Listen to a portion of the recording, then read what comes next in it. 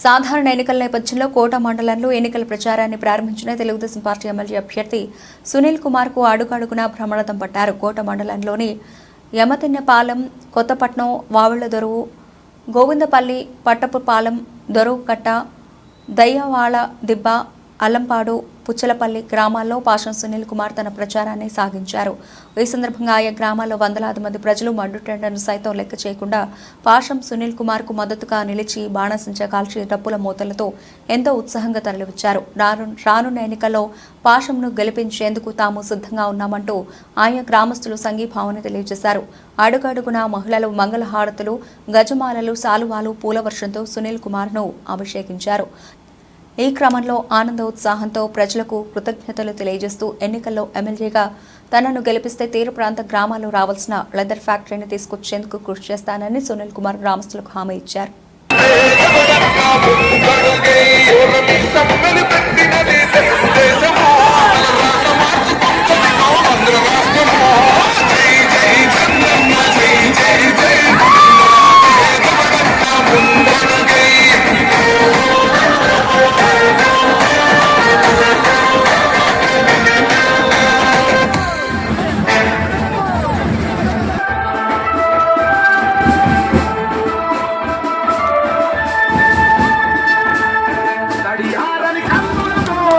భజించిన వేదనతో భక్తిని నీకాంతించావు ఆనాడు.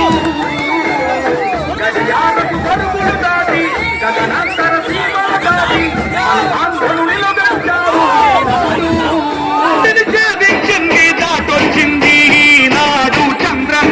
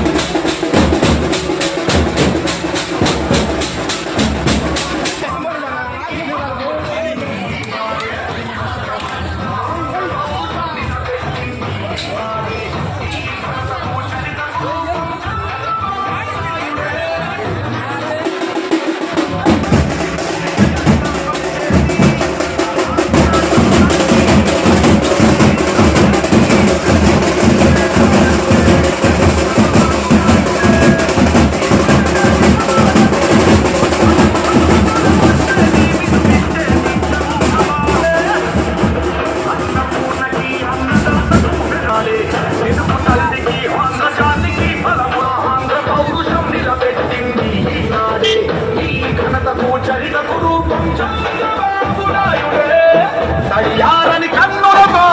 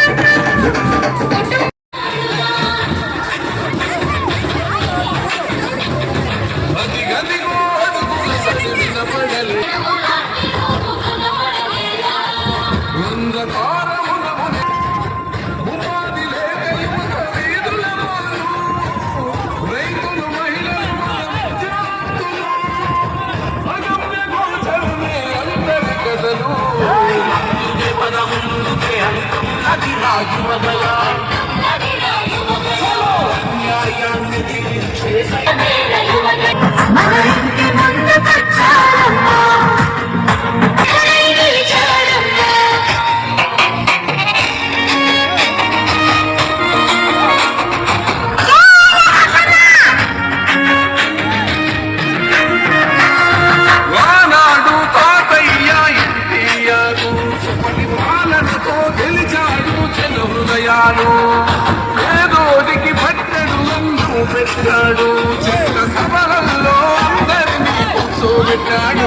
గోతాతగడుగు దాడల్లో తెస్తాడు సేవలింగమేకం.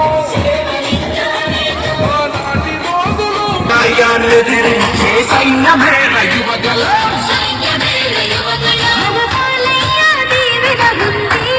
చతురత ఉంది. క్రమశిక్షణ కల్ల కార్యకర్తల బలము ఒక్కటయ్యి ఉప్పెనైతే గదే యువగలము. రగులుతుంది రాష్ట్రమంతరం చేసేటందుకో.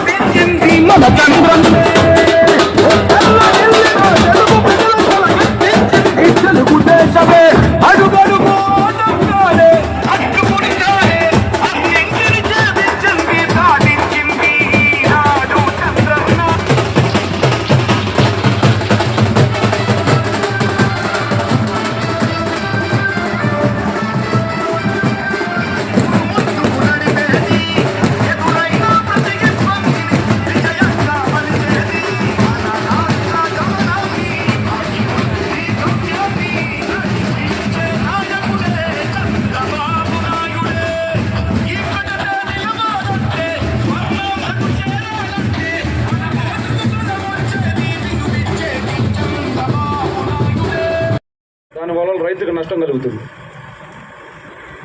జంగేడి దెబ్బ మధ్యలో దానికి ఉంటే కట్ట తెగిపోయే దుస్థితిలో ఉంది. ప్రతి సంవత్సరం మనకు ఎలవలు వచ్చేసి తెగిపోయే దుస్థితిలో ఉంది ఇక్కడ. దానివల్ల జనాలు చాలా భయాందోళనకు గురవుతూ ఉన్నారు. ఇంకోటి వచ్చి ఎస్సీ ఎస్టీ కాలనీలకు సిమెంట్ రోడ్లు లేవు. మెట్టపార దెబ్బకి సిమెంట్ రోడ్ లేదు. గోవిందపల్లి ఎలిమెంటరీ స్కూల్ లోపల ఉన్న తుఫాన్ షెల్టరు కొట్టేసి ఉంది. దాని కొత్త షెల్టరు నిర్మించాలా.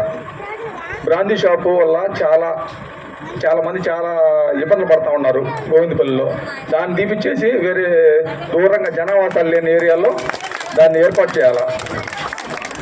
కొత్తగా పెళ్లి చేసుకున్న జంటలకి ఇంటి పట్టాలు కాలనీలు ఇప్పించాలి.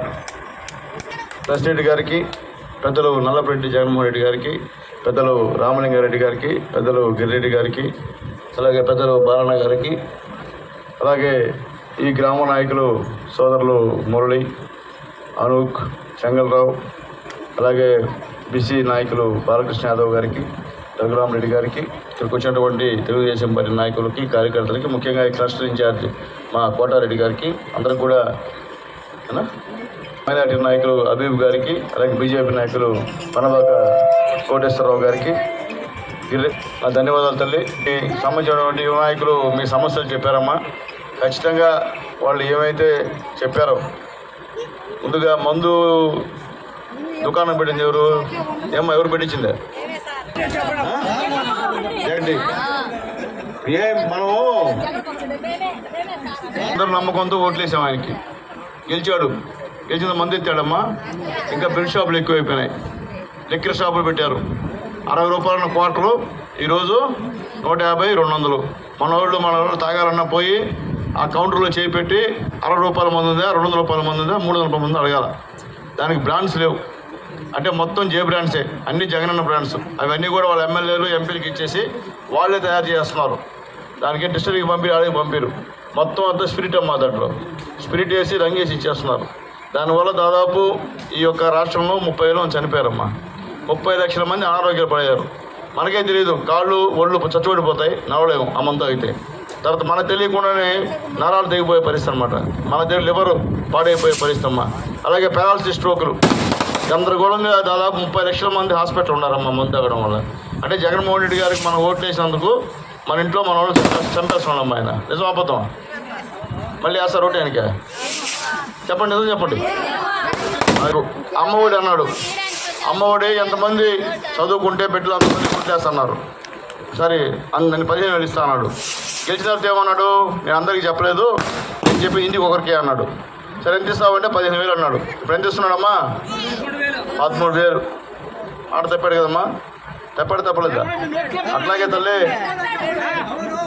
గతంలో చంద్రబాబు బీమా ఇస్తున్నాం మనం. ఎవరైనా మనిషి చనిపోతే 2 లక్షల రూపాయలు ఇచ్చేవాళ్ళం. ముందు